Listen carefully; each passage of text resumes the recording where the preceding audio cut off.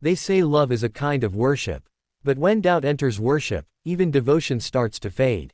This is the story of Ayan and Mehr.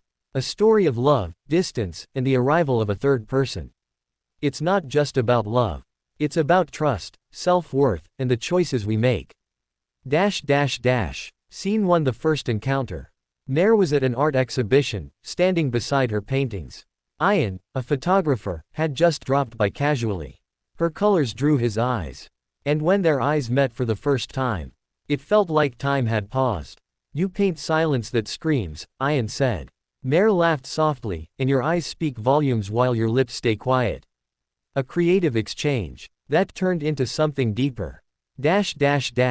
Scene 2. Love in bloom. They met often, galleries, cafes, parks. Long conversations that turned into longings. Mehr felt complete with Ayan. And Ayan felt safe in her presence, even in his vulnerability. One moonlit night, Mehr asked, "Will it always be like this?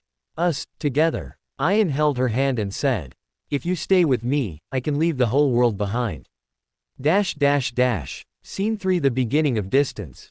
One day, Ayan got selected for an international photography project. He had to move to Dubai for 6 months. Mehr smiled and said, "Go, chase your dreams. If the love is real, it will return stronger." At first, everything seemed fine. Daily calls, pictures, sweet video messages. But slowly, things changed. Ayan got busier. And Mehr kept waiting. Scene 4. Zara enters. In Dubai, Ayan met Zara. Modern, bold, and strikingly confident. Her presence filled the silence Ayan had started to feel. At first, he resisted. But her charm and attention pulled him in.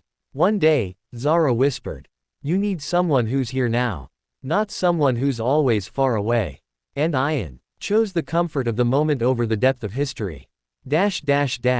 Scene 5. Mehr's wait. Back home, Mehr would sit on the same park bench, where they once shared tea and dreams. She painted again, but her colors felt dull. At night, she stared at Ayan's name online. Typing, deleting, waiting. Then finally, she messaged, "If you're far from me, at least bring the truth closer." Scene 6. Return and revelation. A few weeks later, Ayan returned on leave. And Zara came too, under the name of work. Mehr showed up at his flat, unexpected, unannounced. The door opened. She saw Zara's makeup on the table, her shoes near the couch, her perfume in the air. Ayan was stunned. Mehr stood still. She didn't scream, didn't cry. She simply said, "I waited for you like worship. And you turned that wait into punishment." Love isn't about sharing good moments, it's about staying through the hardest ones. Zara stepped into the room, awkward, silent. But Mehr had already picked up her pride. And left.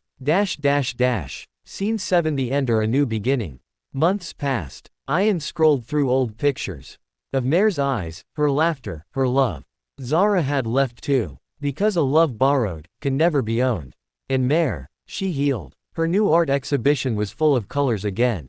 But this time, the shades weren't of pain.